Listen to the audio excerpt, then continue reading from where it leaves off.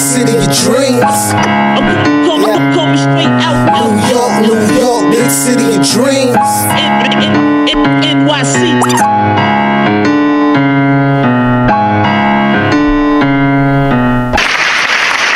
Clap it up, goddammit. We here.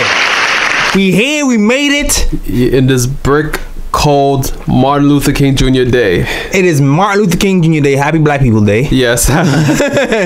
And we are here. It is now 7:39. We've been trying to set up for an hour and a half. Yeah. And G's not here. And we're not technicians. Exactly. But we made it work. And we here, goddammit, for the next installation of the KOT show, the Nick of Time show. Yes, sir.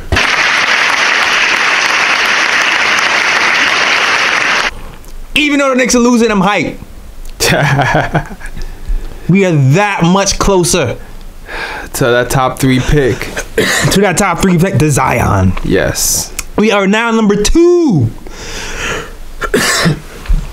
sorry guys, it's really cold. I'm coughing right now. Number 2 in the Tankathon standings. That's what's up. That means Zion is in sight. Although, I'm not gonna lie, I'm looking at Ja, the Almighty, the most praised Ja. You know what I'm saying? Yeah. And I'm talking about Ja Rule. I'm not talking about Soul Ja Boy. I'm not talking about him. I'm talking about Ja Morant. Yeah. Career high 40 points the other day. He's busting ass. And yes, I'm not gonna lie, man. He's keeping up on my board. He's keeping up on the board. I'm looking at him like maybe he's a number 2. He's looking like a baby Westbrook right now. He's looking like a baby Westbrook, jumping over people, diving people. He's looking real good. Maybe I don't know. I don't even contemplate my head number 1. I don't know. I'm contemplating, yo. I don't think anybody's gonna go over Zion, but I understand, but it's like you need a point. That point guard position, man. Yeah. That guy, that missing piece. Last week we talked about how the Knicks were like number 5, number 6 in the league hitting open threes, but we were the bottoms of the league of getting those open threes. Like they weren't passing. Like the guards aren't setting people up for open threes. Bottom of the league in that, but towards top of the league hitting those threes. So what does that tell you? We need somebody to set people up. Yeah. And man, Mudiay out here, he's getting to the cup, but he's not passing out. He's only looking to lay it up. No, he's only looking for a shot right now. When looking, needs more burn and needs more love. I feel like he would pass it, but I don't know. He just needs more burn and more love. And we'll see what happened with Frank Ntilikina going forward. Yeah, it came out in the news that Fizz, he sees Frank Ntilikina as a backup point guard. I didn't mean to talk about this. This is in a little conversation, but he sees Ntilikina as a backup point guard, and he feels like Mudiay should start for the rest of the season. What do you think about that? You think that's the good move? You think Mudiay is cemented as the starter for the season?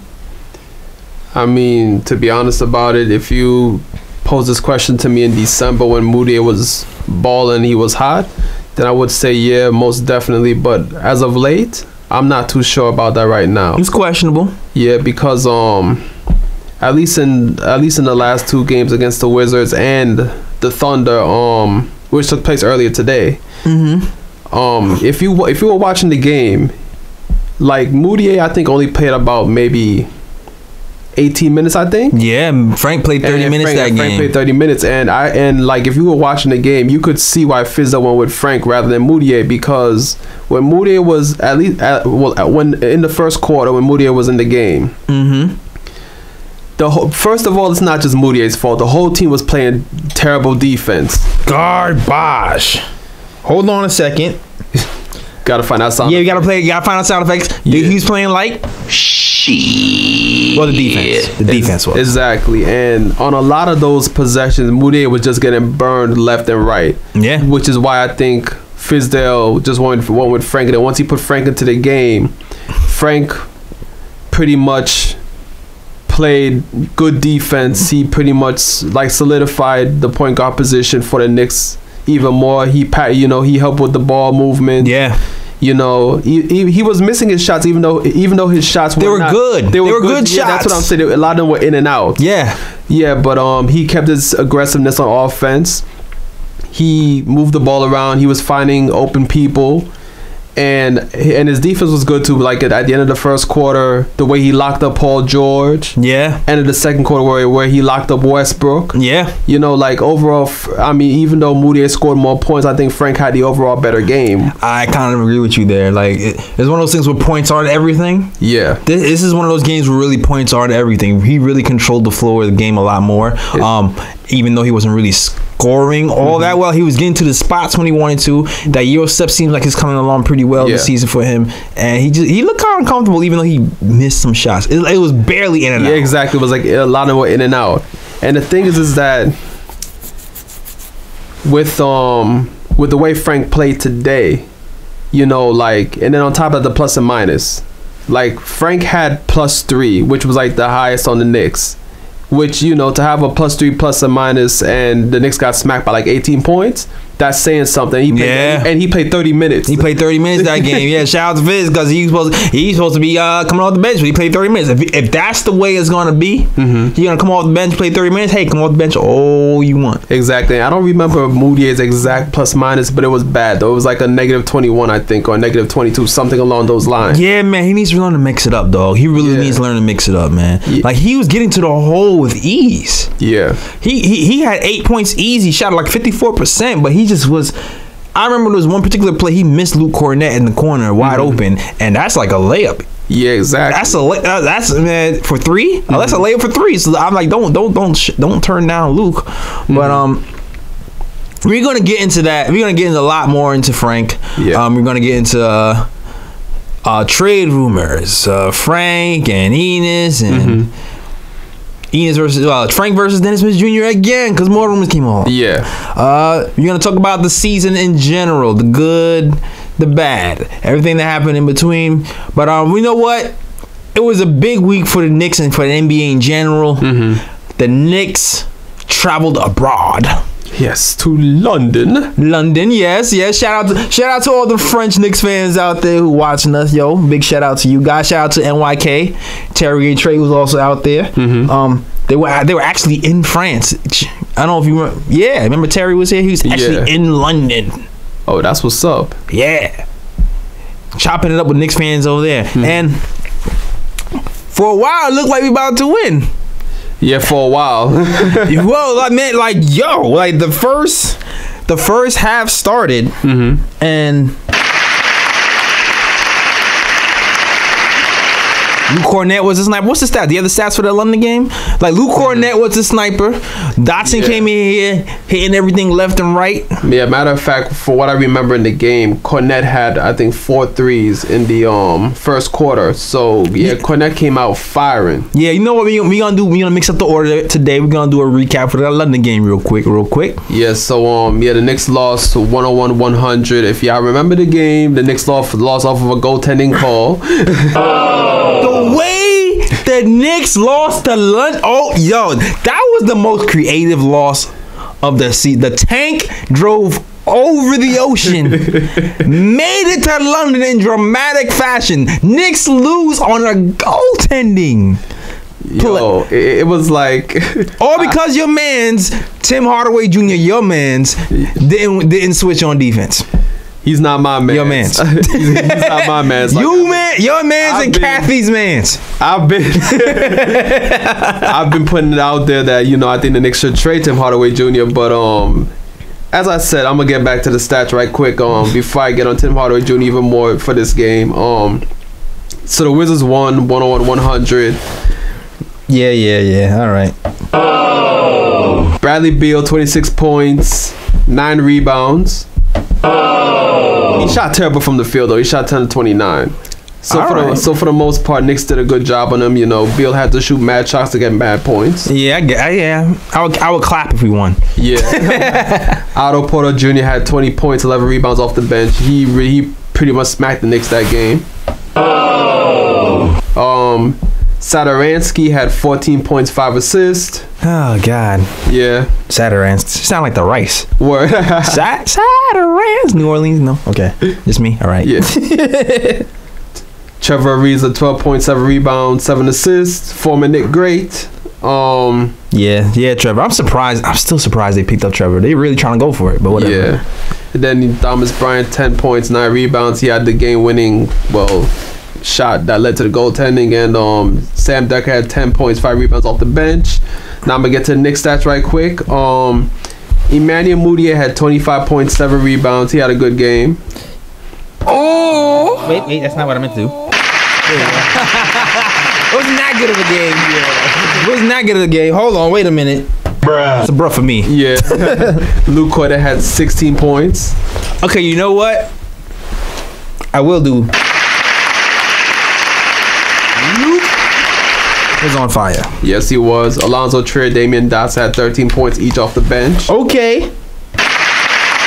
Shout out to both of those guys, especially Trier.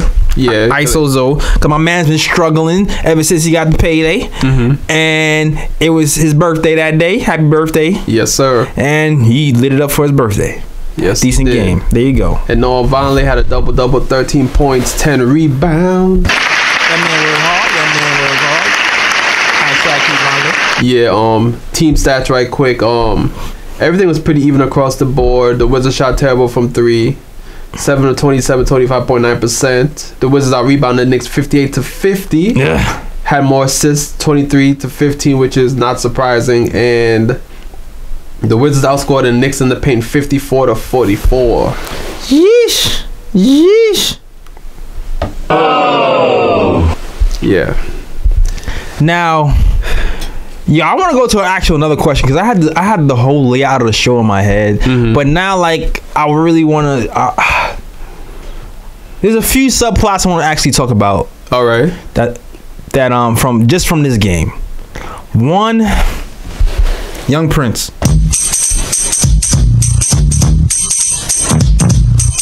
Oh. Had a horrible game.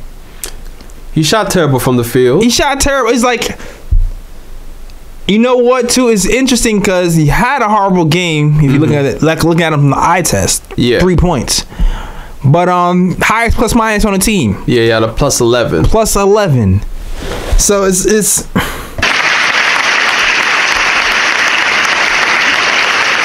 interesting because the 3 points he got was a dramatic 3 points. Yeah. And then do you think nerves got to him? Because he looked nervous.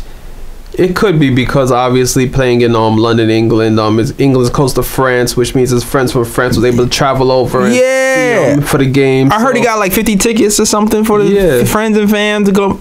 Yeah, and then you heard the fans cheering in the stands when he hit that 3. Oh yeah, it was like we was in New York, dog. I know. That wasn't no away game.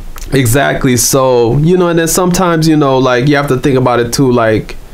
Frank is from Europe, and it's not every day that his friends from overseas get a chance to watch him play at the Garden. So it was kind of like a homecoming for him in some in some sort of way. So he was maybe a bit nervous or whatnot. I felt like he was, and I felt like they were really pressuring him that game too. Yeah, like I actually seen his handle improve a little bit. Yeah, his handle has looked better lately. Yeah, and that game, it seemed like he actually got nervous. Like I haven't seen that side of him in a while. Yeah, there was a play where they pressured him left, and he looked like he was scared to drive left, and he ended up trying to go back right, and then turning the ball over. And I was just like, "Yo, I've seen you improve on that. Why is it? What's happening there?"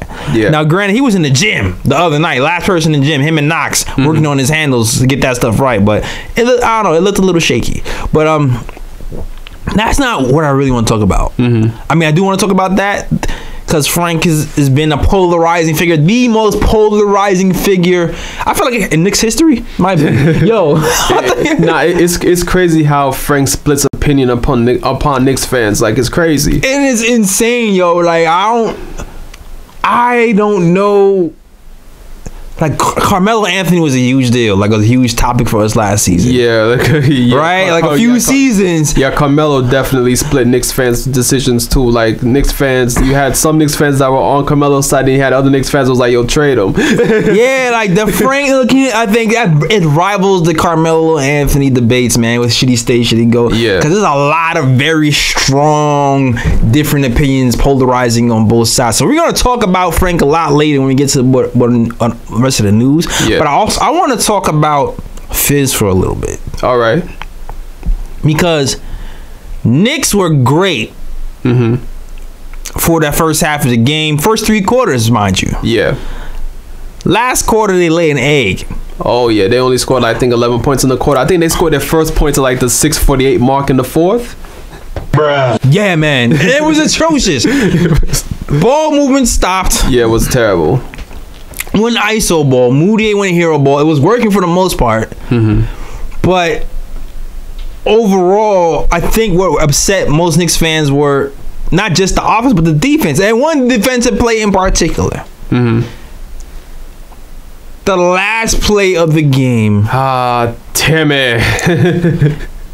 Yo, I've been really debating on whether or not to have the South Park Timmy. Like I've actually wanted to have that as a drop here for a year and a half. Yeah. But I've been like, yo, he would have the only like kind of weird, negative kind of sound drop, so I didn't want to go that route. Yeah. That's the only reason why. Yeah. But last play of the game, Fizz has in Kevin Knox, Tim Hardaway Jr., Emmanuel Mudiay, Vonleh, and Alonzo Trier. Yeah. For your last defensive stand. Yeah. Ryan. Why? Why, dog? Why? Why? What? You know what? I've heard an interesting take on this. I don't know where I heard it from, but it does date back to earlier in the season when Fizdale left Hardaway Jr. and LeVert. I was going with this. Yeah. In a late game situation. Yes. And Fizdale was like he wanted to get Tim Hardaway Jr. to play better defense, so he wanted to put him in a situation where he would have to defend in late game situations. Yes. And I feel like that's probably the same thing he did here with putting him on Beal. You know, and the way that whole play came out, like Hardaway Jr. should have known that, because when he got screened off and Noah Vonleh picked up Beal where Beal was at that time, which was like a few feet behind the 3-point line, Hardaway Jr. should have been aware that, okay, Noah Vonleh got Beal here, let me follow Bryant to the rim, you know, follow the cutter. Right, because Fizdale said at the press conference he was supposed to switch. Yeah. So do you blame this loss on Fizz, or you blame this on Tim's lack of awareness, or just not following instructions? I mean, it's hard to really place this on the coach, because I mean, I understand the argument about putting the blame on Fizdale, because you could have been like, you know, Fizdale could have put in somebody different, like he could have put in Frank Ntilikina to possibly Frank Dotson, you know, Dotson, guys who, like that, guys who play defense, maybe even I don't know, or Lance didn't play all game, but you know, somebody like that to, you know, guard the last possession. But at the same time, it's like if your ideology is to improve players' weaknesses, and you want Tim Hardaway Jr. to grow as a player, like that's what your mindset is, then I can understand why he would put Tim Hardaway Jr. in that situation. And I think when it's all said and done, you have to put the blame on Tim Hardaway Jr. because he should know at least, like, okay, if there's any pick and roll situation, if there's any pick set, any screen set, I'm supposed to switch on that. Yeah. You know, like I'm not supposed to, you know, stay on my man and just let the cutter go. You know what I'm saying? So, I mean, at the end of the day, you have to put on Tim Hardaway Jr. All right. You know what? So, I'm going to ask you a follow-up question, too. How do you rate Fizz's performance so far this season? Fizz's performance this season? Yeah, like, how do you rate it? Like, I mean, You know, I'm not even saying a number or anything. Overall, are you happy with it? Do you feel like this? Are you happy with it? Are you not happy with it overall? Do you feel like there's certain things you could do better? Like, what do you feel?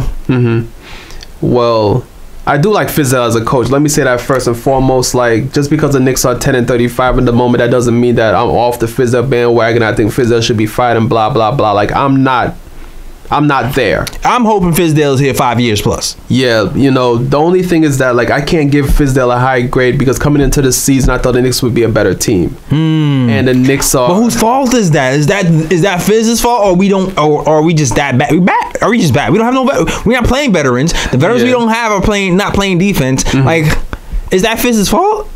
That we that bad? It's tough, but at the end of the day, it's like it's a results-based business. You know what I'm saying? So it's like if us as fans and like analysts going into the season, you know, and we think like the Knicks are gonna win at least like 30 games or 25 games or whatever the case may be, like, and then as the season goes on, we see that the Knicks are probably not going to reach nowhere near that mark. Like, right, you can't really give the coach a high grade, but where I do give Fizdale a high grade is the development of players. Like, because I've seen Mitch grow this season, I've seen Alonzo Trier grow this season. I said it last week. Every person who came here to get better, almost every person. The only one you could probably argue, two people maybe, 2 or 3, probably Frank. Mario. Mario. Yeah, he's been on and off. And maybe Burke. Yeah. Oh, he seemed like he took a step back. Yeah. Those 3 guys seems like, But then you look at Cornette, Mudiay, Vonleh, and then you're like, all right. Mitch is coming along. Knox. Yeah. Like, more, it sways like the guys who need to be developed. Are being developed for the most part. Yeah, exactly. And he's here to develop. So, to me, overall, I'm giving him a pass overall this season because of that. Yeah, like, he's here to develop first and foremost. Yeah, me too. And the one area where I am disappointed in with Fizdale is the defense, because I did think the Knicks would be a better defensive team. I did too. You know, so I don't know what Fizdale needs to do to get them back on the right track to play consistent defense, but Fizdale needs to definitely fix that within the team, I think. Like what? And this goes back to our old discussion too about lineups. And if anybody has kind of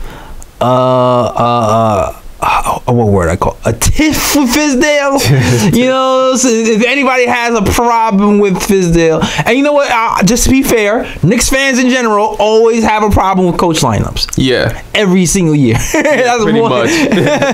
But there's one thing people are upset about with Fizdale, it's about lineups. Yeah, mostly because of how bad the defense have been so far. Yeah.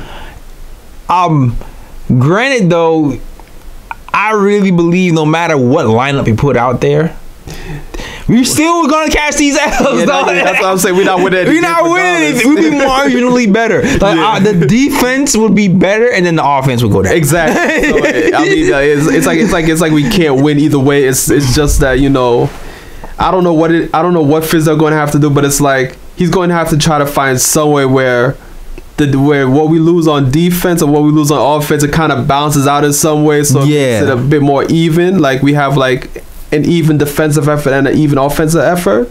I don't know if that'll be possible, but I don't know either. But like it does seem like, in general, to me, he does have.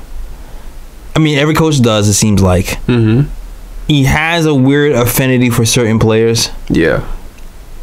He seems like he favors Mudiay and Tim Hardaway Jr. Like, they can't do no wrong at all. Yeah. Only recently have you seen Tim Hardaway Jr.'s minutes kind of dip. But he still got that starting spot, though. He said he got the starting spot. He still got but that's like the first sign usually. The first sign usually with Fizz is before he pulls you is he dips your minutes. Yeah. And then phase two is he pulls you. Yeah. But it seems like Timmy is kind of fighting back because he scored. Yeah, he scored over 20 points today. Mm-hmm, and efficiently as well. Yeah. So maybe he's working with him finally. Maybe something is happening there. Mm-hmm.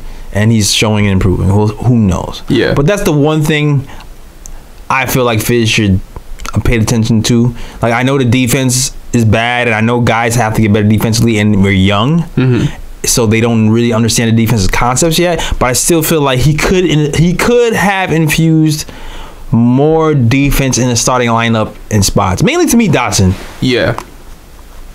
I think so. I think mainly to me, Dotson for Tim Hardaway Jr. at some point should have happened. Mm-hmm. Just to keep things consistent. Yeah. Even if Tim Hardaway Jr. worked his way back, I still feel like it should have happened at some point. Yeah. Or somewhere. Something else should happen. But that's neither here or there. Overall, I feel like Fizz has done a great job in the minutes. Mm-hmm. Even when it comes to our guy, I'll say this.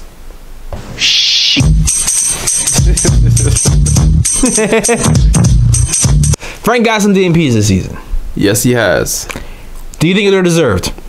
Of course. I mean, I think the first time he got DMPs, he had like no points, no assists, and like against the Pistons, I think. Yeah. Then like the other time that he got the DMPs, it was when I forgot the opponent, but like he didn't play well that game either, and it seemed like he lacked confidence on offense. Mm-hmm. You know, but I think overall, Frank responded well to those DMPs, and right now he's playing well, so you have to give Frank his due at the moment. Yeah, I agree with you. I definitely agree with you. And there's been a lot of buzz around Frank, and people really don't know where he stands lately. Mm-hmm. And we're people really don't know where Frank stands in the organization right now. It seemed very touch and go-ish. Yeah. Everything it's all speculation, mm-hmm. but it's very touch and go-ish. And Frank, he kind of feels it. Yeah. Because you know what? Even after that London game, he was practicing really hard mm-hmm. with Kevin Knox. They were the last people to leave the gym. And he had an interview with Bondi, and he actually quoted something. He said, sometimes at the beginning when I was a rookie, sometimes it was tough.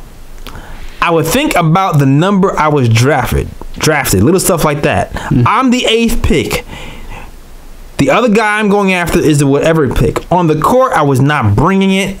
Now I don't want to think about it because it's the second season, and either you're 8th pick or not is not your number that's going to decide whether you are where you are at the end of your career. Mm-hmm. So he's obviously weighed on him. Yeah. And he's also commented and knows that people are talking about him because he also addressed that. Yeah.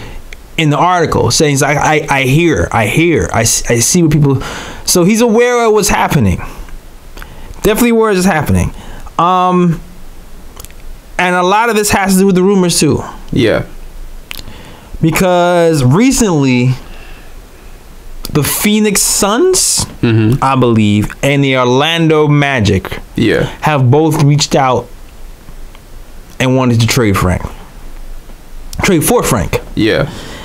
And let me see if I can get this right.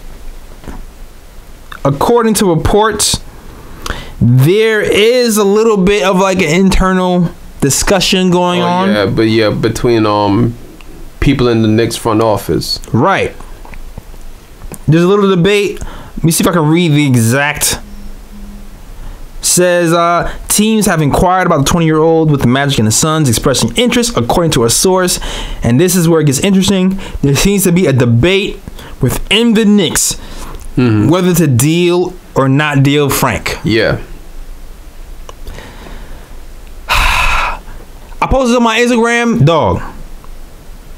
53 comments. Mm-hmm. People going crazy, talking about each other's mothers. F you don't know basketball. This guy is garbage. This guy is garbage. What do you mean? When you talk about this guy's the Prince, he's the future. He plays defense. Maybe he don't pass. Yeah, he can't score. Yo, this is live action. This is dog.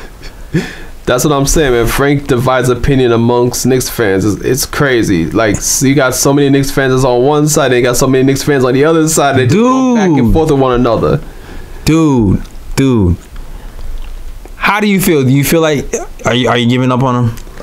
Me personally, I'm not giving up on Frank yet because, look, I understand this is New York City and we can't be waiting on players to develop and blah, blah, blah. But people have to remember, when Frank was drafted, nobody thought that this kid would just all of a sudden become an all-star overnight. Right. Frank was always seen as a project. Yeah. As in a player that's gonna probably you're gonna probably see what you're gonna get from him within 3 to 4 seasons. Yeah.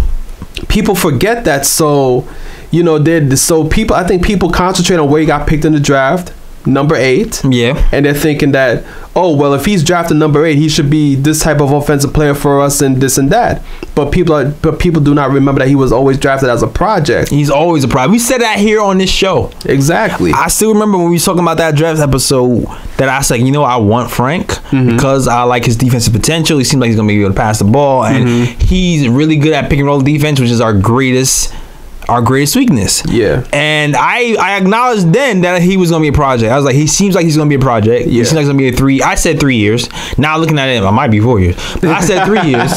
You know what I'm saying? Yeah. I said 3 years. And I said that knowing he'll be a project. So I'm sticking to my guns as well. Yeah. And also just to touch on why there could be conflict within the Knicks organization, you also have to remember too, like, when Frank got drafted, that wasn't Scott Perry's pick, too. Like, Scott Perry wasn't here when Frank got drafted, so maybe Scott Perry is on the side of, like, because, usually, like, when, it's the same thing, like, say, for example, when a team changes GMs, right? Yeah.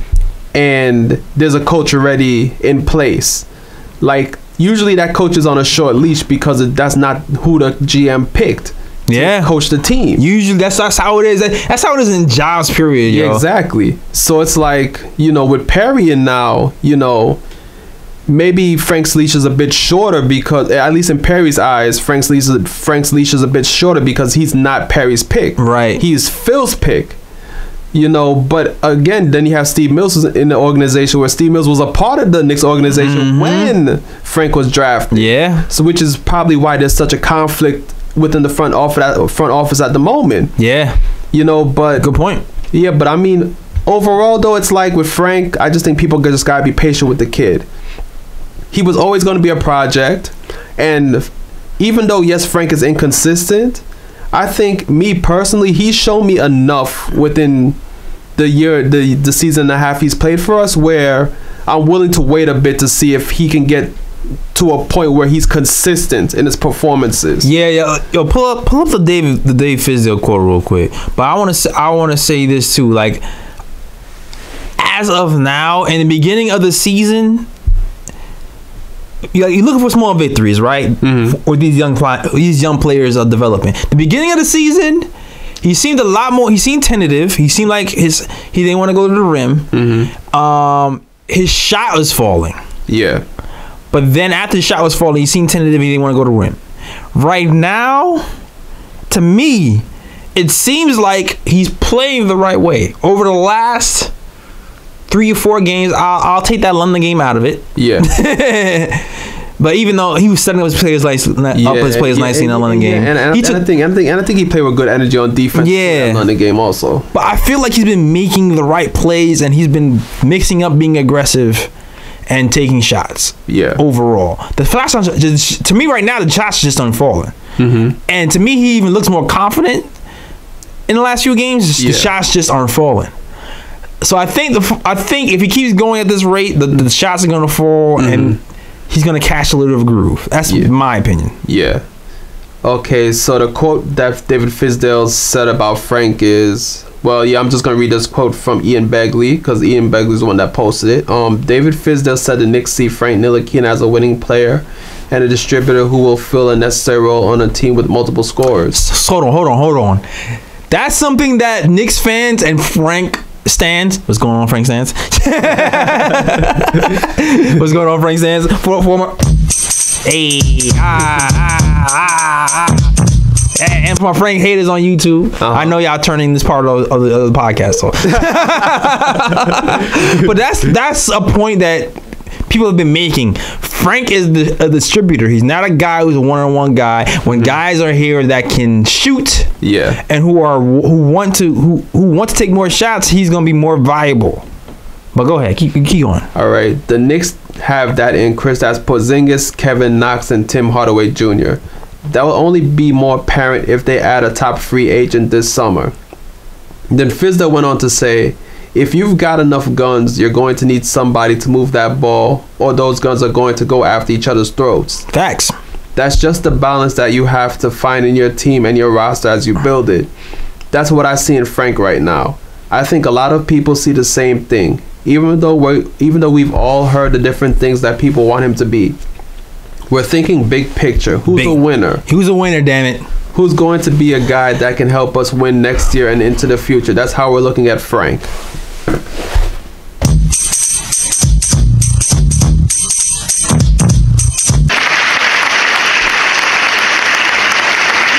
And I'm gonna say, that's how most Frank fans feel, and it's interesting because Frank fans give Fizz some slack a little bit. I'm gonna say that because a lot of Frank fans want to hang Fizz for even picking Emmanuel Mudiay over Frank at all. Right? At all. Like, there's a balance here. There's a balance. Frank is not the only guy on the team. He's not the only person who's supposed to be developed on this team. I understand contractually it is in our best interest to develop him. Yeah, because Frank is going to actually be under contract. Right, but at the same time, we have like a whole team of young squad. You have a whole young squad in general. Yeah. So it's not fair just to ignore everybody else just to baby Frank. Like, there was a point when Willie Hernangomez was here, and people wanted to play Willie, and he was whining because he wanted to get playing time. I was like, yo, he needs to earn it just like everybody else. I have to admit, I was one of those guys. I was like, free Willie. Yeah, I know he was like a free Willie train. And I was like, nah, boy. Especially because that man wasn't playing no damn defense. Yeah. I was like, nah, dog. You need to earn that. Yeah. You need to earn that. And they shipped him out. Yeah, and then on top of that, he's not even getting much playing time in Charlotte. So exactly. It was like weird because he went to Charlotte and he's like, okay, he's happy to be out of there, but the depth in Charlotte was even worse than the Knicks. Like, he wasn't getting no burn in Charlotte with Dwight Howard. Wasn't Dwight Howard there at the time? Like, come on. Yeah, and then on top of that, like, it seemed like we drafted the worst Hernangomez brother because the other Hernangomez brother in Denver is balling. So it's like shit. But I mean, it was time to move on from him. Yeah. Whatever. I was kind of on that wave a little early, and Ryan was mad at me. Yeah, I was definitely on that free will. Yeah, he's on the free willy. I was definitely on the free willy, but for a different reason. But anyway, go free. Yeah. Go somewhere.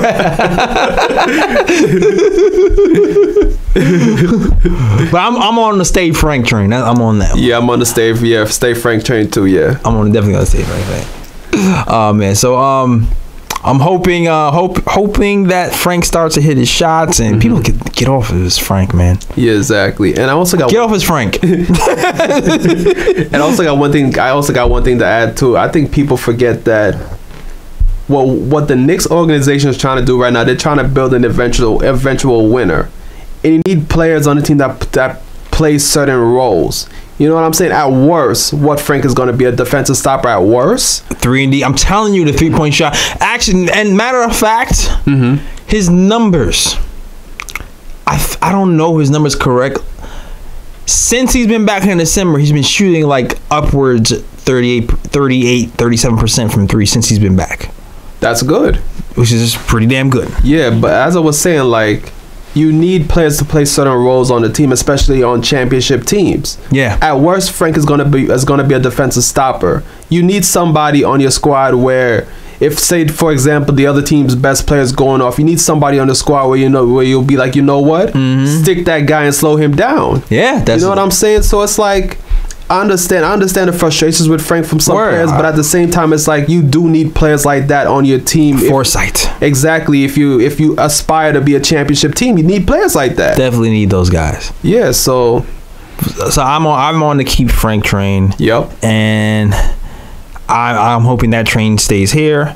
And there's a lot of trains that's happening coming in and out this station and possibly leaving. First of all, Enes Kanter. There was a rumor last week. We talked about how there was a trade that was supposed to go down or was being talked about. Enes Kanter to Sacramento for Zach Randolph. And those are the main pieces. We was hoping some other pieces were gonna come with that. Yeah. That deal fell apart. Right. So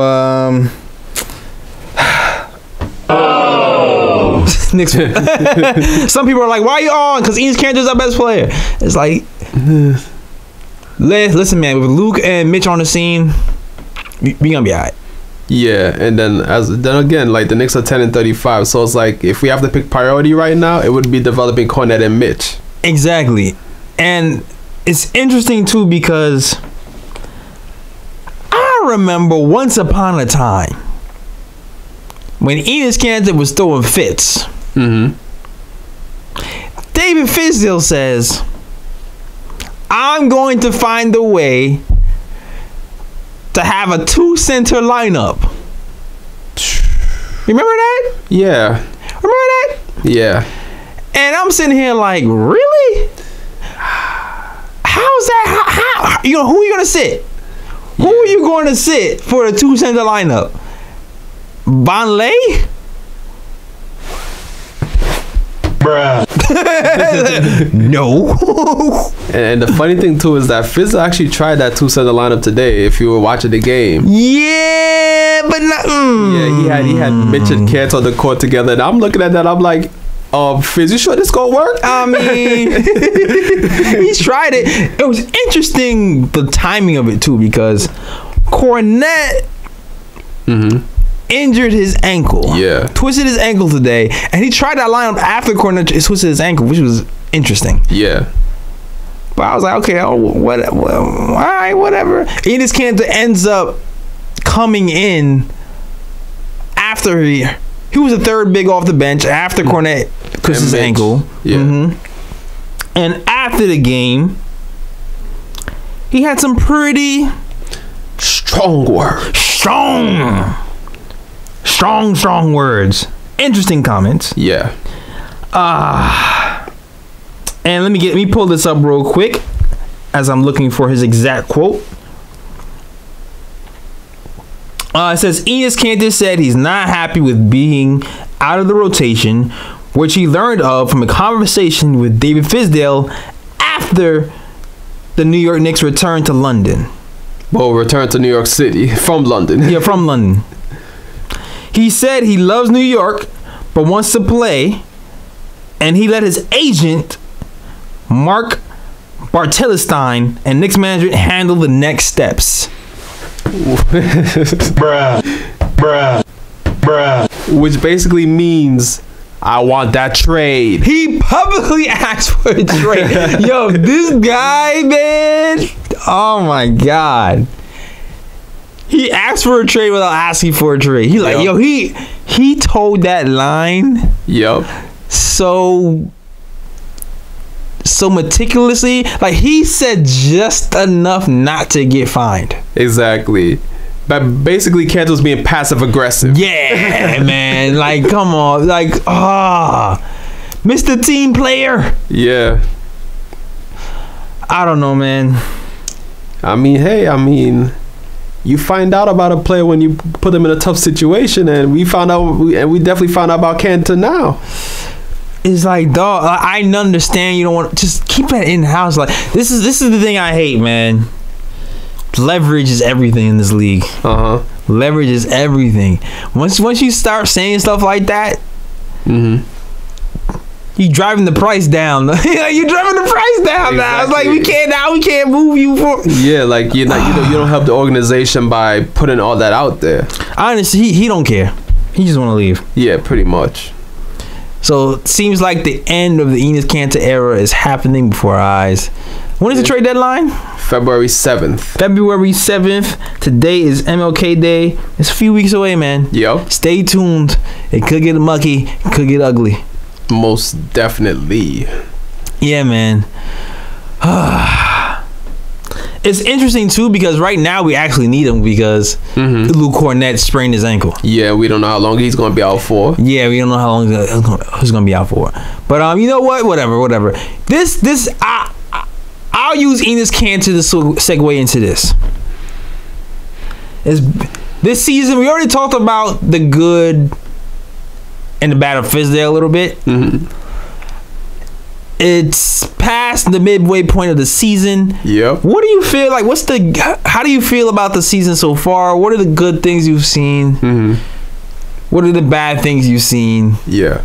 So far in the season, man. Like, well, I mean, it's kind of tough because if you think about the season overall, if I have to go by the way I felt before the season started, I'd be like, I'm disappointed currently because I thought the Knicks would be a better team. But then when I think about the players who the Knicks could potentially get in the upcoming NBA draft, I'm not so disappointed. Nah. You know what I'm saying? So it's kind of weird that way. As for what I like from this Knicks team, basically the only thing I like is player development. I like the way the young players are coming along. The things I don't like about this Knicks team, there's a whole lot. There's a whole lot. You know what? We already touched on the likes if you really, really think about it. I mean, I like the player development. I like the culture. Yeah. I like how, we talked about Rebecca Harlow being with the team, and it seems like they're still together even when we're playing bad. It seems like there's still some type of camaraderie there, and people still want to be here, like Mario, even though they're not playing. They're getting DMPs, which is crazy. Mario and Trey Burke said the same thing. Word. So the culture thing is the good thing. Yeah. All right. So what we you know what we're gonna do?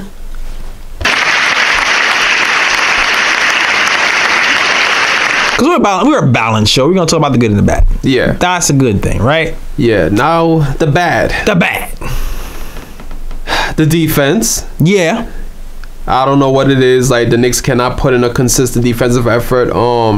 What else is bad about this team? The passing. Yeah, yeah, most definitely the lack of ball movement kills me sometimes with this team. Also, I think we're dead last. Yeah, in assist, something like that.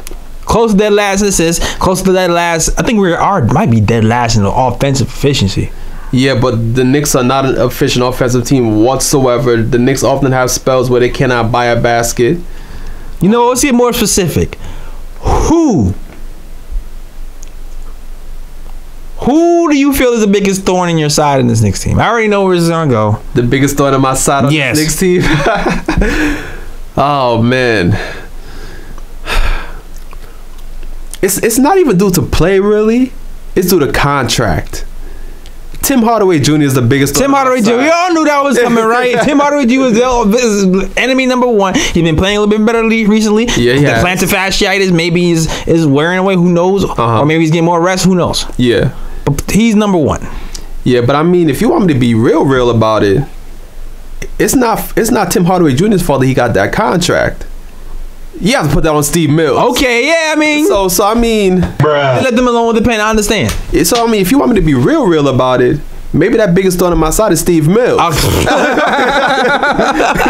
That is true. Because Timmy's gonna Timmy, man. He's a sixth man. Exactly. So I mean, but then again, as I said, with Tim Hardaway Jr. it's mainly the contract. If Tim Hardaway Jr. was on a better contract, I would stick with him. But it's just the fact that I want the Knicks to think big. I want the Knicks to think big name free agency. With Tim Hardaway Jr. contract on the books, the Knicks cannot think big. No. In big name free agency. So thinking about it from that perspective, like, yeah, Tim Hardaway Jr. has to be the biggest thorn on my side this season for the Knicks. Yeah. I would think Tim Hardaway Jr. is 1A. Mm-hmm. Enes Kanter right now might be 1B. Yeah, he's up there too because he's being a real chatty patty right now. Yeah, man, he needs to chill with that, man. They ain't go get him, dog. Yeah, they ain't go get him. And Fizdale's lack of responsibility, his lack of discipline on Tim Hardaway Jr. still bothers me. Mm-hmm. I think is the biggest things that bother me this season. I really, really wish he got it together and actually benched this guy and at least in the beginning of the season when he saw he was going left and they knew he had plantar fasciitis. I really, really wish we played Courtney Lee a lot more. Yeah. Just to raise his value, because I still kind of feel like he was kind of playing a little bit better. If he just got some more minutes, maybe he would have raised his value and this would have been a simpler trade. Like, because right now we're thinking we have to attach a pick or something to him. Yeah. To move him, and that might not be likely. And you know what, too? I'm gonna throw Frank on there a little bit as well. Because I wanted to see more from Frank this season. Even though I'm still rooting for Frank, I'm not like one of those guys who thinks Frank should leave. I still believe in Frank, but I wanted him to be a little bit more further along. Yeah, I feel you on that. And I know a lot of people are like, well, Fizdale should play more, and and I do believe he should play more at certain points. But I feel like. No, I feel like Fizz kind of handled him okay. I'm not gonna lie. Yeah, he handled him okay. It's a confidence thing. I guess I'm more disappointed that his confidence was wavering so much. I just wanted that for him. But I still have hope that he's able to turn it around at the end of the season. Yeah. So those are my biggest disappointments for me this season so far. I kind of like what Dotson is doing. I really like what Knox is doing. Yeah, like he stepped up since the big debacle of him, talking about he's not aggressive enough, and he's had some great games, even though he's been slumping a little bit. I mean, if you think about it, like Knox has been playing good ever since that article came out. Yeah. What was it? The New York Post, I think. Yeah, like Knox has been playing good ever since that article. Yeah. I really like what I've seen from Vonleh. He's been up and down as well, but it's still, if he's having the best season of his career. So even though he's up and down, taking a step in the right direction is a good look in my eyes. So those guys, I really like what they've shown from me. I wish I would have seen more from Trey Burke to me as well, and Mario. Yeah, those guys, and Mudiay too. I like what I've seen from Mudiay too. He's still on the bubble for me. I like what I've seen, but I really want to see a little bit more on one end, and I don't know if I'm asking too much of him. No, you're not asking too much from him. That man's defense is atrocious. Yeah, man. Shit. Like, I want to see a little bit. I like the strides, and shout out to the coaching staff too, because they really fixed that little hitch he had in his shot. Yeah, and it's looking a lot smoother, and they give him a lot of confidence. So I'm not crapping on Moody because he's been pretty good. He's been our best point guard this season. Yeah, but I just want a little bit more defensively, in general, and that's something that Frank gives. Yes, he does, and that is why, a huge reason why, teams want him. And there was a big rumor that happened. There was a rumor that a trade was proposed. You know this trade, right? You know where I'm going with this, Ryan? Where is it? With the Dallas Mavericks? Yes, because we talked a little bit about Dennis Smith Jr. last week. Yeah. There was a rumor going around that said there might be a trade proposed. Frank Ntilikina and Tim Hardaway Jr. For Dennis Smith Jr. and Wesley Mathews. Yeah. Now, I was really excited to ask Ryan this question because he really wants Tim gone at seemingly all cost. And this deal would get rid of Tim Hardaway Jr. And he's been about that life. He was definitely ready to ship Mudiay out of here just to get Tim Hardaway. He was steadfast in his belief that if that's going to clear cap space, you do it. Yeah. Ryan. That would clear cap space. Wesley Mathews an expiring contract.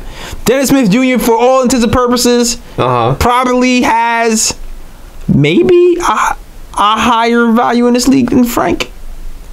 Perceptively. Yeah, but I mean at the moment they're pretty much same value because they're back-to-back draft picks. So similar value at the moment. I mean, listen, he's scoring what 14? Like 14 a game, 15 a game. So presumably he might have a higher value today. Yeah. Would you make that? I see your pain in your face, dog. My guy is tearing up. I don't know if you can see. I wish we had a camera person that could zoom in. If we had a camera person, if you want to be a camera person, holler at me. Because listen, I want to see the pain on this guy's face right now. I want you guys to see the pain that I see. He is, because he. Oh man. Oh. Would you do it?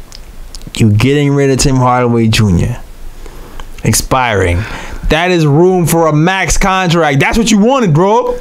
Yeah, I know. That's what you want? Is this what you want? Isn't that why you are here? Oh man, this is tough because, as I said, I do not want to give up on Frank yet, because I do see the potential in Frank, and I just want to see if he can create that consistency to be a good player every night, every game for the Knicks. 18 million gone though. Durant's a free agent. It's tough because with Dennis Smith Jr. now, it's like I have to think about it, because if you look at the Knicks right now, what would you say the Knicks need? Do the Knicks need a player that can actually play defense, or the Knicks need a player that can get more points on the scoreboard? Do the Knicks need Kevin Durant? Do the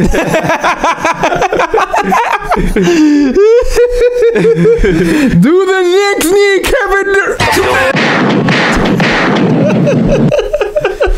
I'm not even going front. Like, I would have to really mull over this trade. Like, I would have to really sleep on this and really. Yo, you know how much hate mail you're gonna get right now? Oh man, but if I have to choose, I'd rather explore other opportunities to get rid of Tim Hardaway Jr.'s contract. I'm not going to give up on Frank yet. It's tough because, in my opinion, I feel like the Knicks need a defensive player more than somebody who's just going to put buckets on the board. Because what happened to? I don't care. Huh? You want his contract to go. Remember that? Yeah, I do want his contract to go, but only if certain pieces go with him. I'm willing to Vonleh. I'm willing to sacrifice Mudiay. What you do, Vonleh?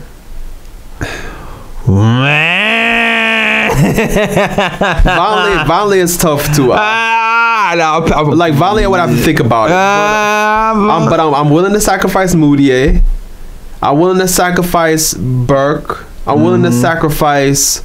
Who else? Who else am I forgetting right now? Dotson? No. I'm keeping Dotson. I'm willing to sacrifice Cornette. I like Cornette at the moment, though. But the thing is like, there are players on the roster that I would sacrifice a second round pick if need be. I'm definitely not sacrificing a first. That's not I feel you on that. Yeah, so I'm willing to sacrifice other players as a sweetener to accept Tim Hardaway Jr.'s contract. But with Frank, it's like I just feel like it's too early to give up. I understand. If this was more like the third or fourth season and he was performing like this, I'd be more comfortable to trade him. But at the moment, I'm like, second season, this kid is a project. Let's at least see by the third, fourth season where he is. If he's still at the same point in the next couple of seasons, then I'll be like, okay, we trade him, because he hasn't really shown any progress in like 4 seasons. We've given him enough time to really, come to his own. You know what I'm saying?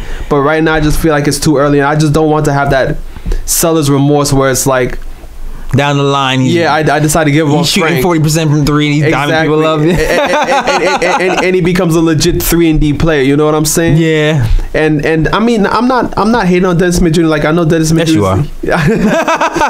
Don't do that. Don't do that. I know. Don't tell these lies. I know Dennis Smith Jr. is a good offensive player, but I just feel like. I just feel like the Knicks do not play good defense. And bringing in another player who's not going to play defense is not going to help the Knicks. That's how I feel.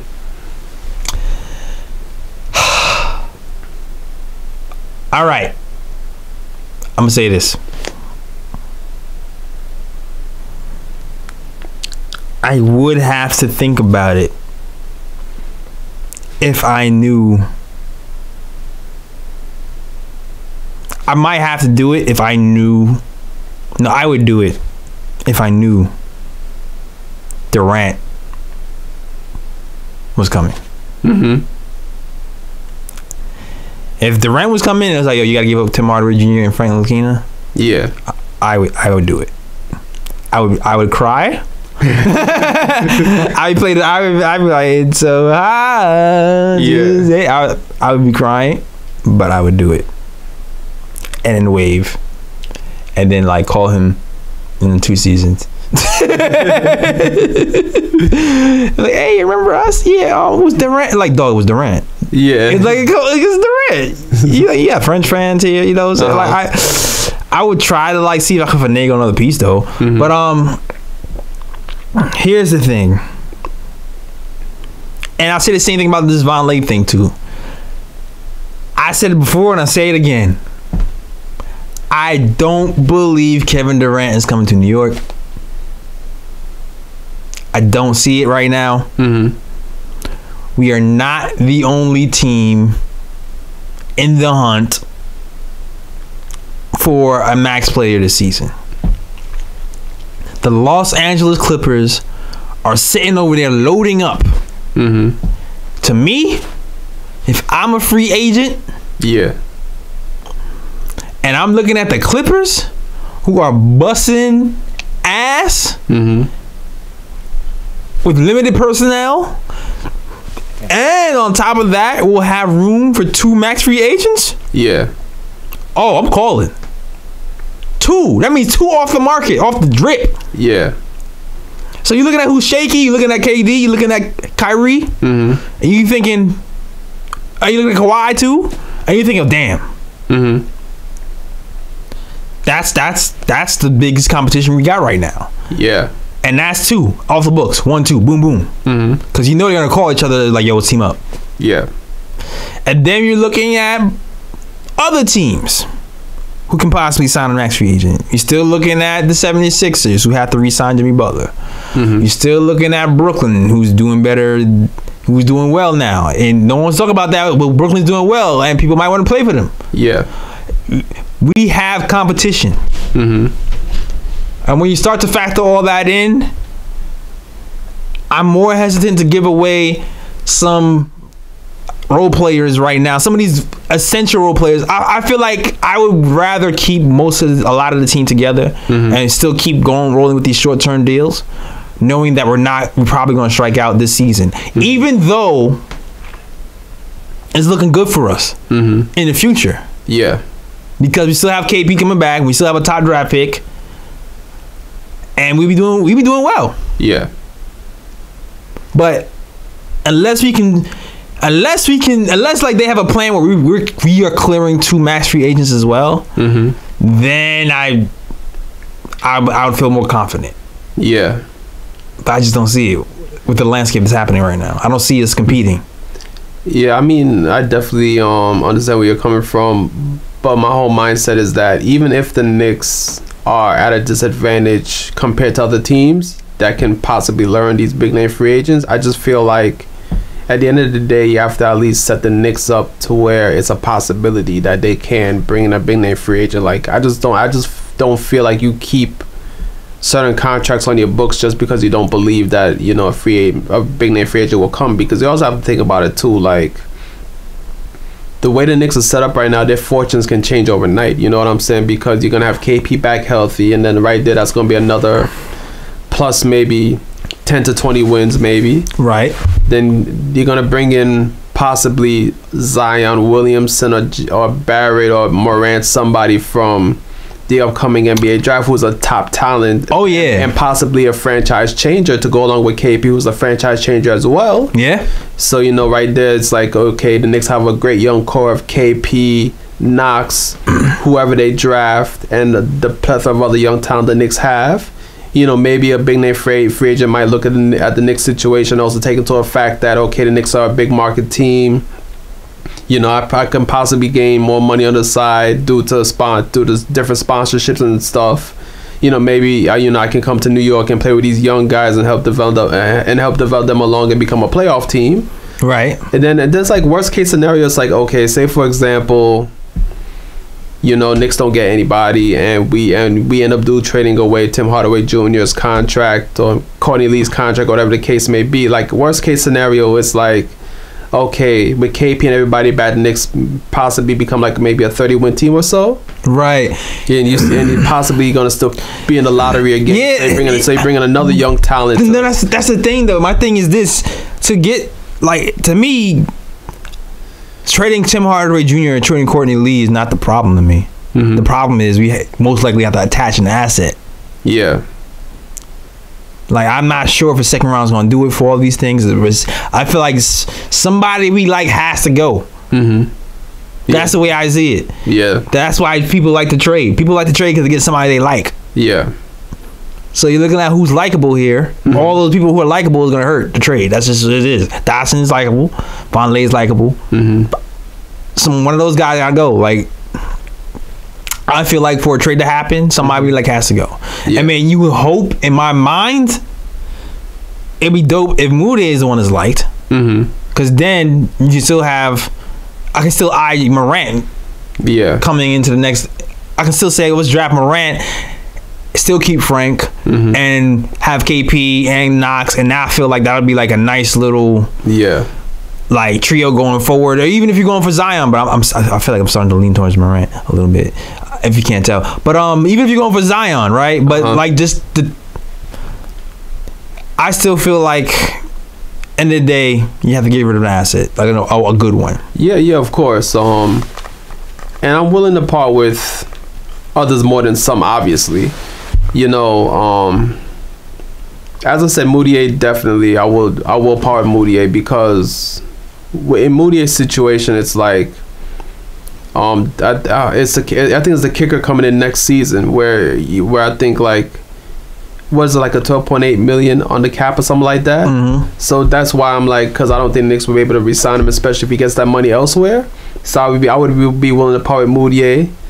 I like Vonleh. Yeah. You know, but thinking about it, I'm like, if Vonleh continues to perform well, the Knicks aren't going to have the money to re-sign him either. So it's like, if you can get somebody back from him now, you might as well try. Or if you can trade him away and he helps remove cap space from the Knicks, you would make that move.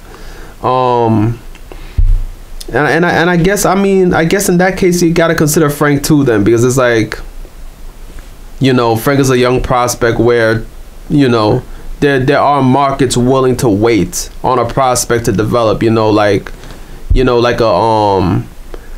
a Dallas or many other organizations around the NBA where, you know, maybe pulling in a big name free agent is going to be difficult for them. So so they would be more willing to wait on a Frank Ntilikina to develop, as opposed to like, say, the big market team like the Knicks, where it's like everything is 1 2 3 1 2 3 1 2 3. You got you're absolutely right. You're absolutely right. Yeah, and so I wonder what the Knicks are thinking too. Cause I wonder if the Knicks are trying to really change their ways and think that, you know what, we want to sit and wait and develop, or are we just going to trade young assets? Because, you know, at the beginning it was like, we're not trading young assets for somebody we can sign free agents. They had that whole spiel. Yeah. You wonder if that's gonna be true to word.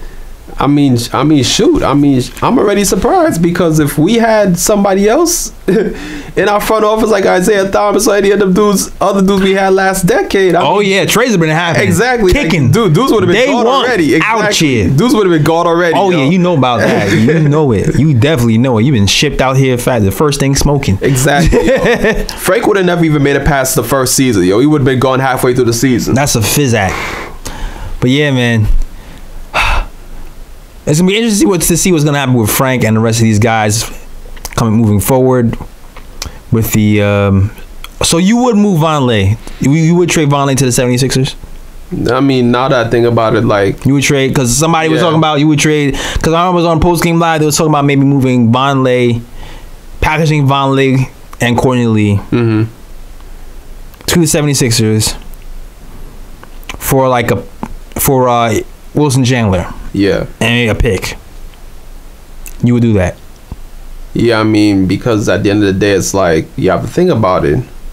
Would the Knicks have the space to re-sign Vonleh next season?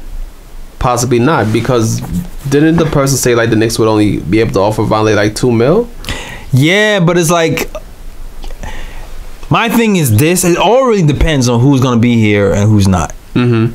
I think that's my whole bottom line. Yeah. If the Knicks strike out in free agency, we're gonna have to fill our roster up. Yeah. Short deals or not, we got to fill it up. So like, we're not going to be giving $25 million contract. Because we're gonna have Hardaway, we're gonna have Enes Kanter off the books, and all these guys come off the books. So we're gonna have to fill up the roster. Yeah. So I would like to keep guys who play defense and who can guard the Greek freak on the team. Personally, especially in my mind, I'm thinking we're not going to be able to get free agents this season because we're not really winning. Yeah. Then that's why I probably would try to angle to keep him. You do run the risk of having Vonleh go to 70 because people are like, oh, trade him and then bring him back and then convince him to stay. Like, trade him, get the asset, and then as you trade him, tell him, listen, this is a business, but we want you back though. So keep us in mind when we're trading. Keep us in mind. You got your start here. We taught you how to. We let you dribble. You know what I'm saying? We let you push the ball. No one knew until you came with us that you could push the ball. Yeah. So consider us in free agency. And maybe he'll come back. And that's an admirable way to look at things. But you can also like cheesesteaks and winning and stay. Yeah, pretty much. I mean, the Sixers do have Ben Simmons, Joel Embiid. They got a squad. It might be a little bit hard to leave after you make the playoffs and eat all the cheesesteaks you want. Exactly. I'm just saying. So you might just be gift wrapping them Vonleh. Yeah. So. I just be prepared to lose him, because if he moves, to me in my mind, if the Knicks move him, he ain't coming back. He's not. He's just not. I mean, hey, being a Knicks fan, we're used to it anyway. We used to players staying for only one season and being gone the next season anyways. Yeah, that is true. The sad truth. For real. We talked everything to nausea, man. You know what? We're gonna talk a little bit about this game. Yeah. Versus the Thunder. Yeah, on Martin Luther King Jr. Day. Yes, man. I had a dream. Yes. I had a dream that our defense didn't suck for the first quarter. Yeah, that Knicks defense was terrible. Yeah, man. It didn't actually play out the way I wanted it to. Nah.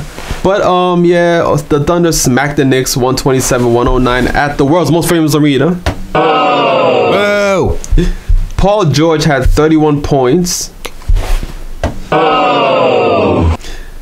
Dennis Schroeder had 17 points off the bench. Russell Westbrook had a near triple-double, 17 points, 10 rebounds, 9 assists. Yeah, it's a triple-double, yeah. Jeremy Grant had 16 points, 6 rebounds. Every time I hear Jeremy Grant, I'm just right? Like, I get flashbacks of exactly the trash brother. Oh, come on! Unnecessary. Knicks great. Knicks trash. Oh my. Abdel Nader had 16 points, 6 rebounds off the bench. Whose man's is this? Steven Adams had 10 points, 7 rebounds. Okay, we're going to get to the Knicks stats. Tim Hardaway Jr. led the way, 23 points on 7 of 14 shooting from the field. Hardaway had a great game for once. I'll take it. Yeah. I'll take it. He's been trending up. Most definitely. A little bit. Alonzo Trier, 16 points, 8 assists, and 6 rebounds. Second great game for Alonzo. He had 10 for 10 from the free throw line. Yeah, 10 of 10 from the free throw line. And he was diming up Mitch, dog. Yes, he was. Woo. That connection off the pick and roll. Lovely. Emmanuel Mudiay, 14 points. All right. It seemed like he was hitting every layup he can. Like he was on, but yeah, but that plus and minus will say otherwise. Yeah. Enes Kanter was trying to shake off some rust. 11 points, only 3 rebounds. I mean, all right. I'll just leave that quiet. Yeah. And Vonleh had 10 points, 5 rebounds. All right, Vonleh. Okay, all right, Vonleh. So we're going to get to the team stats. The Knicks allowed the Thunder to shoot 54% from the field and 51.7% from 3. Bruh. What makes that significant is that the Thunder are the worst 3-point shooting team in the league. Bruh. Oh. And the Thunder out-rebounded the Knicks 49-36. And let's see, what else? Is there anything else that stands out? No, not really. The Thunder had 19 turnovers too, and they still smacked us. Listen, this game was. I feel like we were just lazy. I don't know what it was. I mean, the Knicks. Tim Hardaway Jr. was complaining about the lack of sleep between the long road trip and the London trip, and so I don't know if that had anything to do with it. But the Knicks were just really lethargic. Yeah, they were. They looked really out of sorts, really one step behind everything. They didn't look like they were really playing hard. In that, firstly, that first quarter, it was they fell by 22 in the first quarter, which is pretty bad. Pretty bad. I just really like the way Frank played this game. We talked about it earlier. He played both sides of the ball pretty well. Yeah. Mitch was very active. Very active. Yeah. Lord knows he played 15 minutes of reckless abandon. Got fouled out. He was back. You know. He played well in that London game too. I like the way he played in that London game. But you gotta love Mitch, man. Yeah. You gotta love Mitch and his energy. For real. But he was definitely a standout. Trier, I like Trier as well. Yeah, he had a career high 8 assists. Career high is.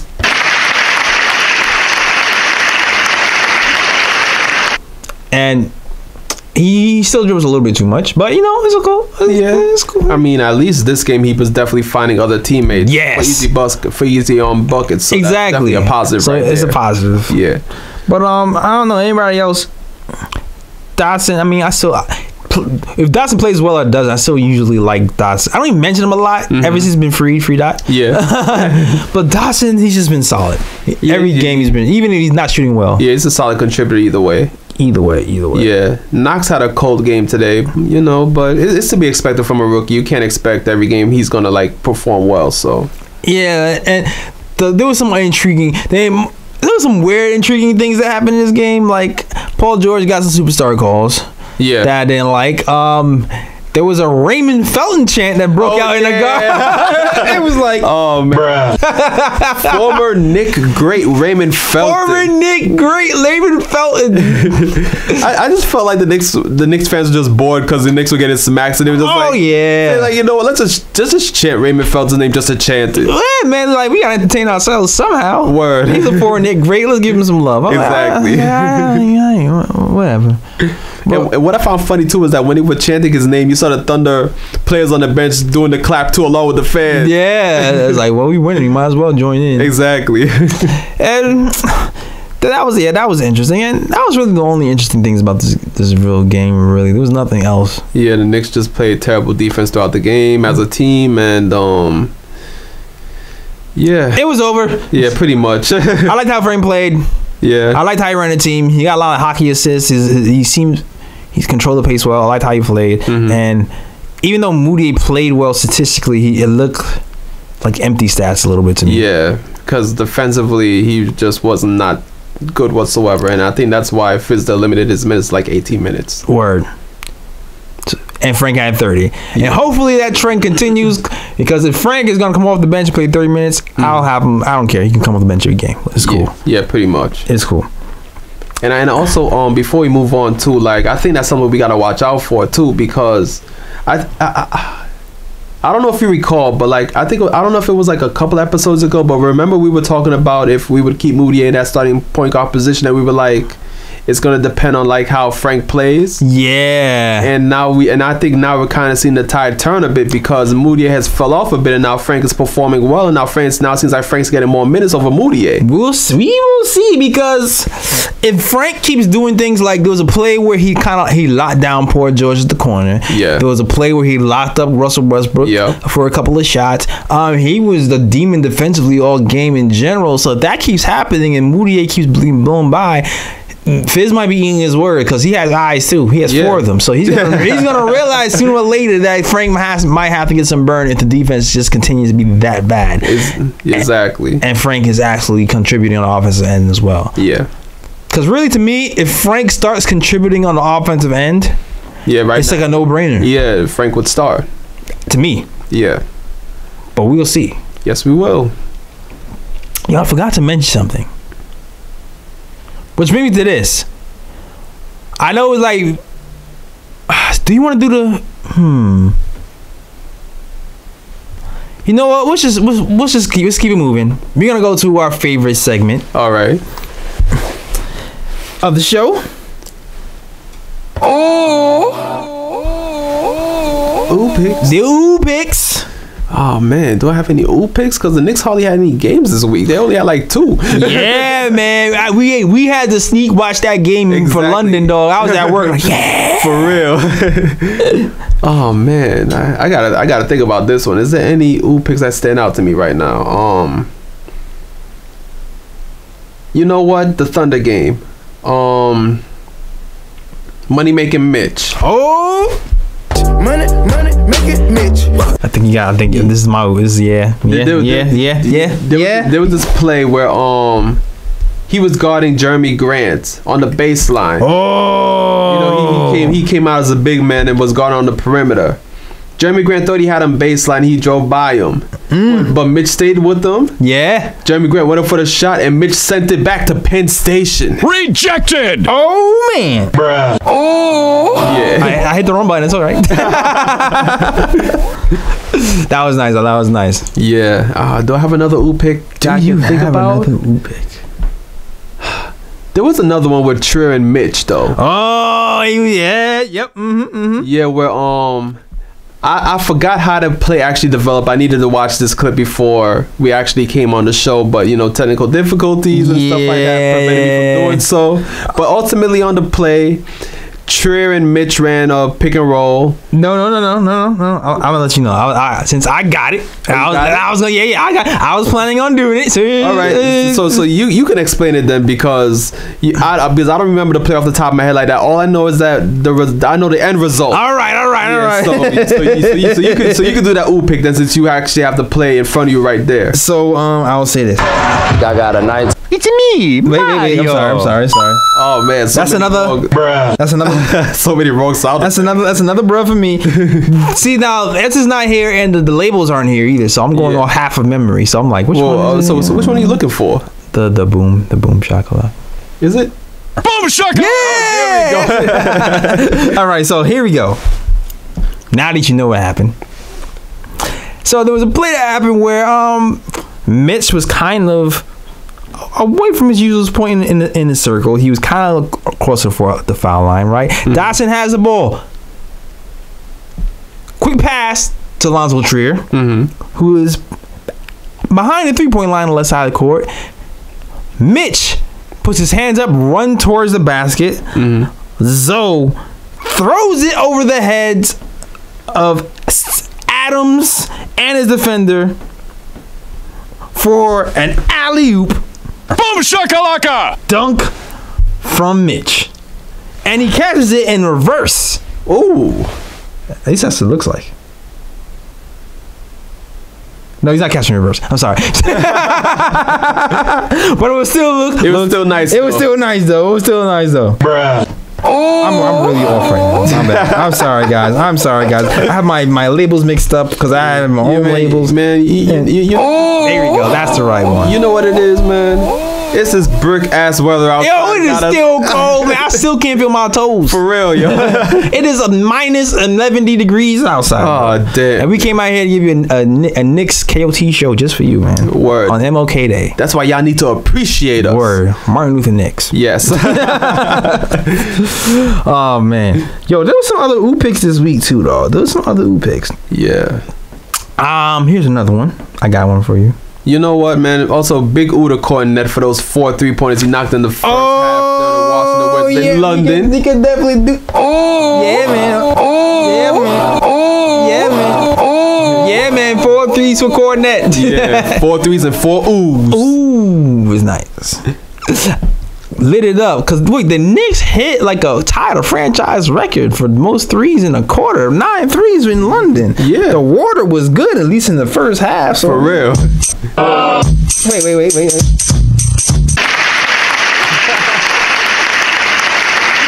And you know what? Frank hit one of those threes, which is why I hit that button. Yeah. That is true. Which brings me to my next ooh pick.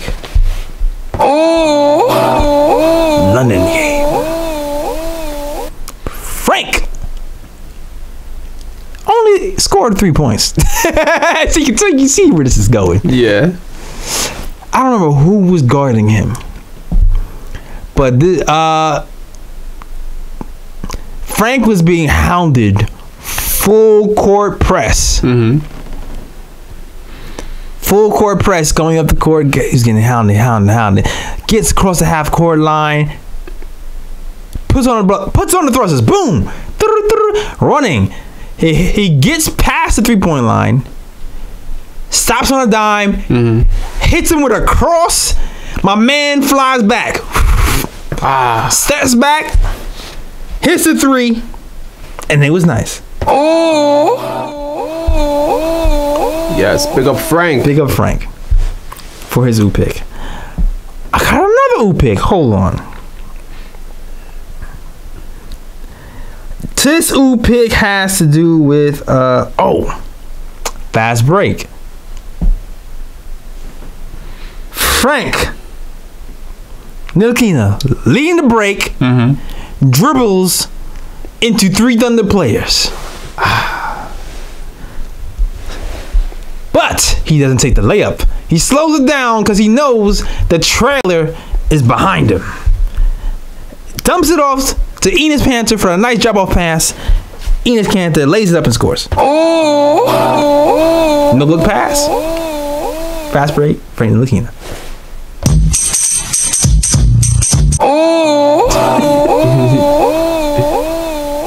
You got one? You got something to say?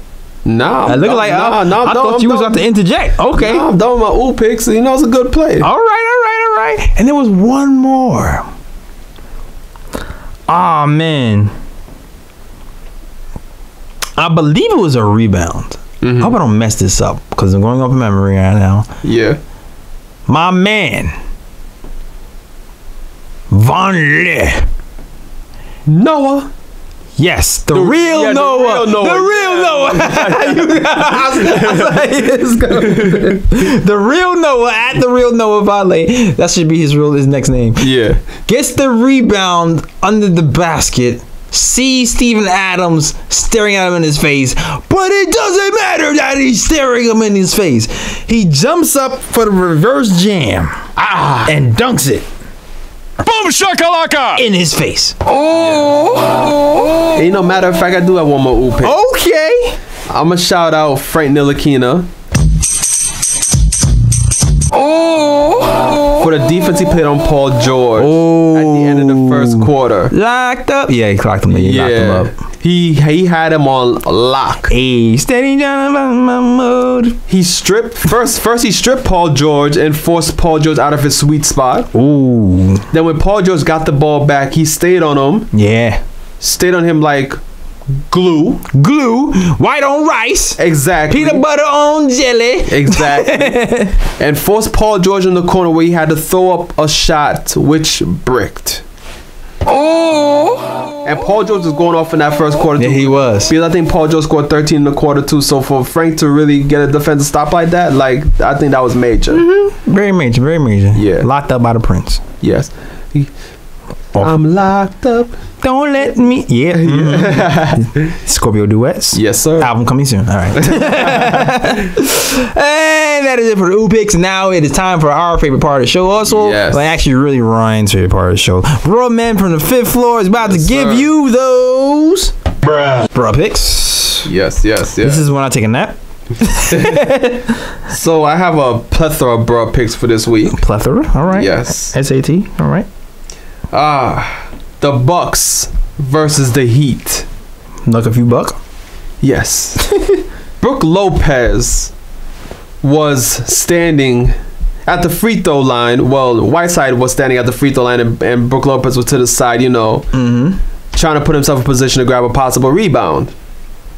So Brook Lopez was, bent over gasping for air, trying to catch his breath. Whiteside puts up a free throw. He misses it. The ball goes towards Bruhh Lopez, and Bruhh Lopez had the ill scared look on his face. Oh no! And he tried to dodge the ball, and it said he flew like 20 feet outside the free throw area. Oh man, Bruh. Oh man. Second bro goes to Michael Beasley, MVBs. He still gets a chance. I don't care. Yes. It's not right. if you listen to this nigga Time Show last season, you know what that chant is. Exactly. And this was against the Thunder, who the Knicks faced today. So Luke Walton called Michael Beasley to come into the game. Oh shoot. Michael Beasley is getting set to check into the game, but he didn't notice that he had his practice shorts on. Practice? Talking about practice? Yeah, I'm talking about practice. That's a game? Somebody notified Beasley and was like, yo, Beasley, your practice shorts. My dude had to run all the way to the locker room, change his shorts, and then come back out, and Michael Beasley acted like as if it's just another day in the life of Michael Beasley. Yo, what's worse, the practice shorts or the take off your jacket and then you got no shirt on? Wasn't that my man from Charlotte? Oh yeah, Malik Monk. Yeah, Malik Monk. He's like, yeah, I'm getting coach. Get me in the game, coach. Yeah. He had his practice jacket on, takes it off, and he had a white beater on under it. Yeah. That's worse. That is worse. Yeah, because I'm like, yo, at least if anything, like you should be able to look down and be like, yeah, I got my jersey on. You know what I'm saying? But yeah. Your shorts, you might not recognize that as quick. You know what I'm saying? Hey, y'all wanted to take Malik Monk over Frank Ntilikina. Oh man. Next Bruhh Pick goes to Harrison Barnes. Dallas Mavericks against the Golden State Warriors. So now Barnes try to get into his bag right quick. Try to pull out some moves out of his bag against Durant. Oh, the dog. So Harrison Barnes. That gotta be a deep bag. Yeah, Harrison Barnes, try to set up Durant. The shimmy. Yeah, then he did a cross. But he lost the handle of the ball. Oh no. The ball was rolling out of bounds, and my man flew on the floor to try and get the ball. And instead he flies out of bounds along with the ball. That's embarrassing. Yes, it is. Next bruh goes to Pat Beverly, and he gets to whose mans is this? Whose mans is this? So Anthony Davis, Pelicans versus the Clippers. Anthony Davis loses his shoe. Oh man. And he tried to get back up the court. Obviously, he couldn't do so because he only had one shoe on. So Anthony Davis throws the shoe to the sideline, hoping that one of his teammates picked up the shoe. Oh no. It said Pat Beverly picked up the shoe. And he tried to keep it away from Ian Clark, who was trying to get back the shoe for Anthony Davis. Why? Because that's his teammate. So what ends up happening is that the ref teed up Pat Beverly for keeping the shoe away from Ian Clark. Too funny. Oh man. Bev. I've never seen anyone get teed up for doing that. But Bev finds news and putting in their new ways. I actually like Beverly too. I like him on the team. Yeah. I like him on the Knicks. Yeah, I like Pat Beverly too, but my dude need to chill sometime. Yeah, he do. That was OD. He's ultra competitive ball, man. Exactly. And my last Bruhh Pick goes to Josh Hart on the Lakers. Oh man. I think it was a Saturday game against the Rockets. So my dude Josh Hart was on the fast break. He was moving and grooving, getting to the on basket. there a lot. Yeah. Is it because LeBron's not on? I don't know, but he was trying to get to the basket. Now, when he got to the basket, I think Lonzo Ball was under the basket. And Josh Hart was like, I don't know what to do. Should I pass the ball to the fellow ball under the basket, or should I just go up for the layup? So he got stuck in two worlds. He didn't know what to do. Oh no. So instead, he just throws the ball up in the air. The ball was straight up, then down, and it resulted in a turnover. Laker Nation. Yeah. And that's all the Bruhh Picks for this week. All right.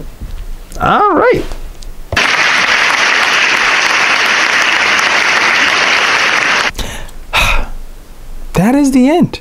Yeah. Of our show. Yes, sir. I hope you enjoyed everything that we talked about. I hope you enjoyed our commentary and the Knicks talk. And if you are still listening to Knicks, the Knick of Time Show, Knicks podcast in general, you are a fan. Yes, you are. Because, woo! It's rough out here in these streets, man. For real. But listen, man, don't worry. Zion, Morant, Reddish, whoever you want, RJ. They coming. Somebody coming. The cavalry's coming, damn it. Somebody. You're gonna get a nice pick. Yes, sir. You're gonna get a nice pick. It's gonna end real nice for us, man. So I understand the show. So you know what? If you want to hear us, you are now on. We are on Dash Radio, of course. Yeah. We're on Dash Radio. We're also on SoundCloud. That is soundcloud.com/Tankathon Show. We are also on YouTube. Shout out to YouTube Nation. YouTube.com/Tankathon Show. You can also find merch. I don't have any merch on today. I have my hoodie on. President got hoodies. Get that at TheNickatonshow.com as well. Links in the descriptions for SoundCloud and YouTube. Yeah. Also, you can find us now on Spotify. We moving on up to the east side. to the deluxe apartment in the sky. Yeah, so you can find us there. And we promise, if you follow us, we won't sing anymore. Okay, I was lying. And we're also on Google Play. And there's some other stuff, so I don't remember everything. Stitcher. Oh yeah, what's that? Anchor, Stitcher, or something Anchor, like we on both of them. Yeah, we all over the place, dog. Well, we out all here. Over, yeah. Yeah, so if you want to listen to your favorite show, the Tankathon Show, go to any of those places and find us. And also go to our website, the Tankathon Show, to read articles from the great Ryan G. Yes, sir. And you know what? You can also find us on Instagram at Tankathon Show.